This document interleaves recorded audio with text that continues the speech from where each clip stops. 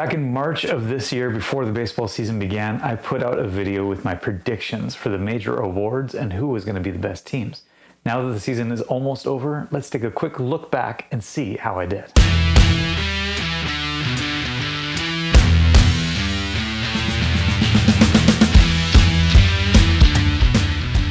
What is going on, everybody? Thanks for joining me on my channel, Brutus on Baseball. Today's video, I'm going to look back at the predictions I made in March of 2023 about the 2023 baseball season and who the best players were going to be. Predictions for all the major award winners and team predictions as well.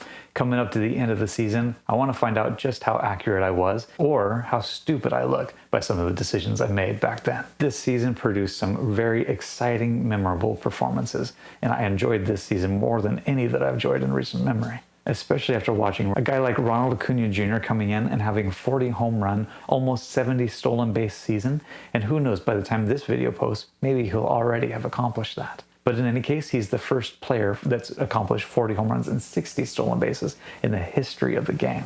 So just super exciting to see a guy like him, a guy like Mookie Betts come in and have another Hall of Fame type season. Freddie Freeman stepping up again, even though he's reaching his mid-30s.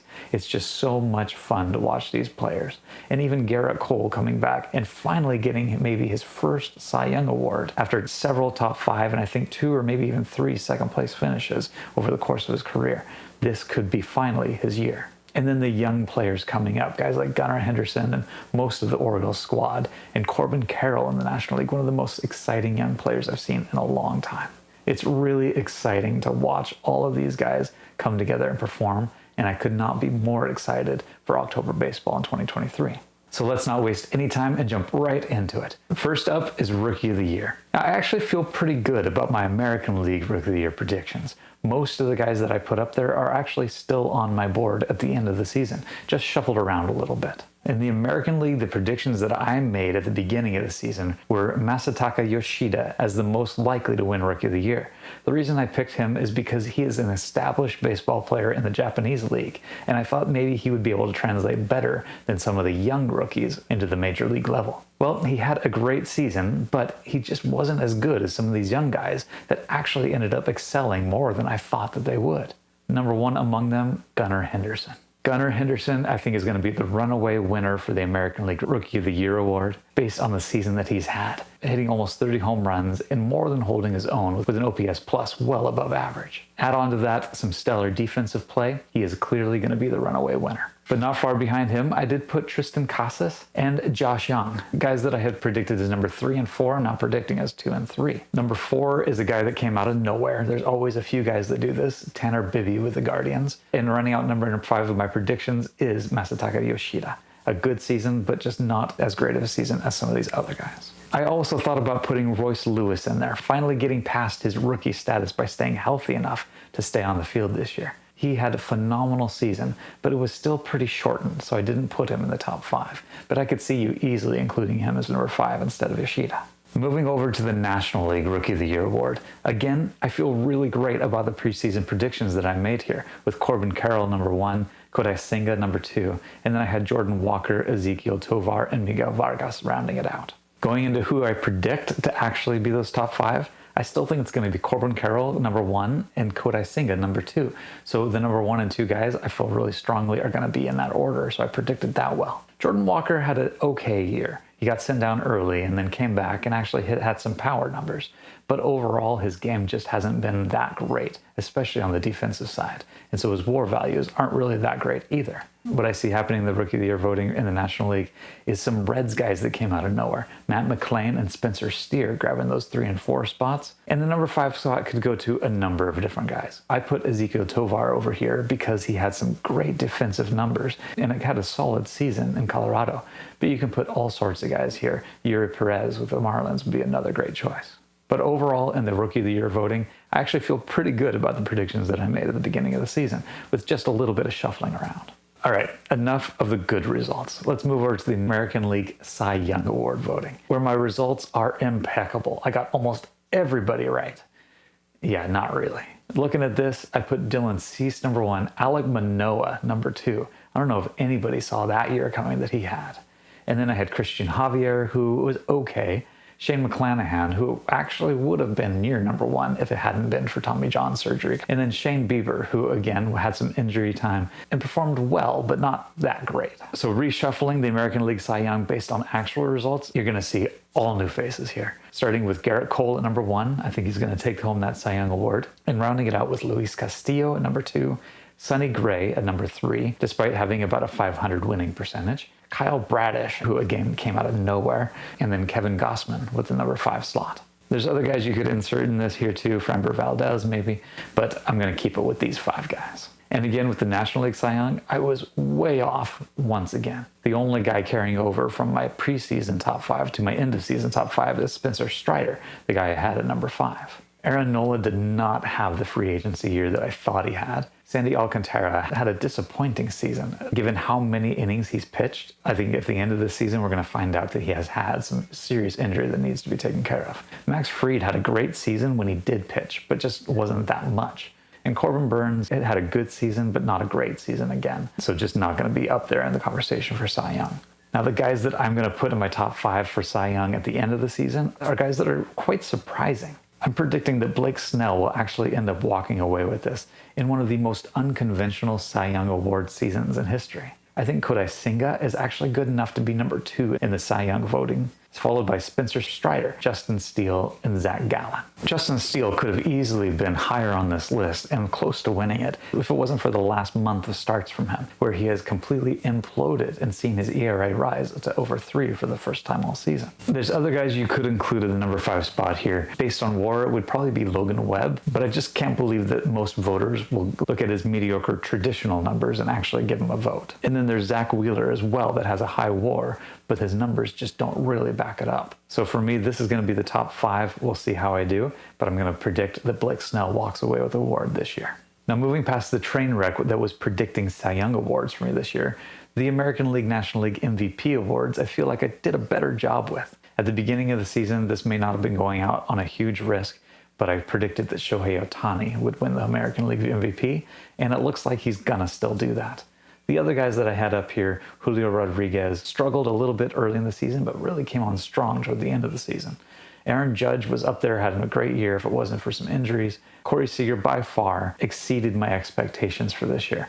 And I think it was a great prediction that I thought he was going to do really well based on the new shift rules. And I think he's really benefited from that. It's actually been able to help him change his game, his hitting game a little bit to do even better than I thought. And the number 5 pickup that I had at the preseason was Kyle Tucker, another guy who had a great season and should be in the top 5 MVP award voting.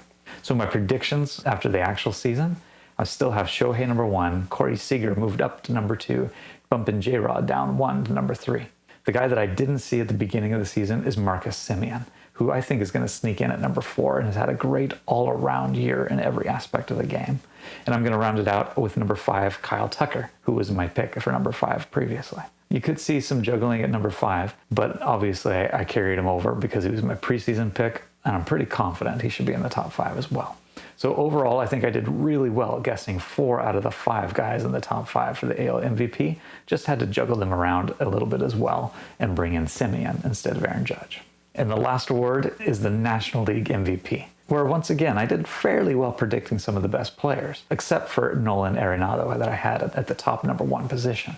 I had thought that maybe he would have one last career type year before his decline really begins, but that just was not the case. He had a decent season, but just a decent one. Nothing that would be top 10 MVP finish. And the other guy that's disappointing for my preseason predictions was Trey Turner, who I thought was going to have an off-the-charts season his first year in Philly, but instead he really struggled for the first 2/3 of the season before turning it on in August and September.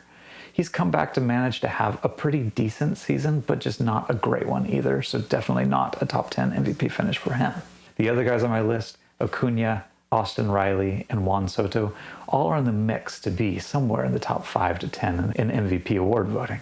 And you'll notice the big missing here are the Dodgers guys, Mookie Betts and Freddie Freeman, who I fully could have included in my top 5. I just couldn't find room for them, but I'm not surprised whatsoever that those 2 guys will end up in the top 5. So going to who I think at the end of this year who's going to be the top 5, Acuna moves up 1 spot from 2 to number 1. I think he's going to walk away with it, especially with Mookie Betts cooling off late in the season in September. There's a chance that he could have wrestled the MVP award away from Acuna based on the August that he had, but he just couldn't keep that up.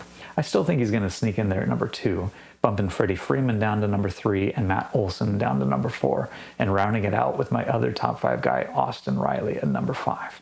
You look at this, it's a pretty amazing list. Seeing 3 Braves position players and 2 Dodgers position players all squeezed into the top 5. And this is what I think it's going to look like at the end of the day.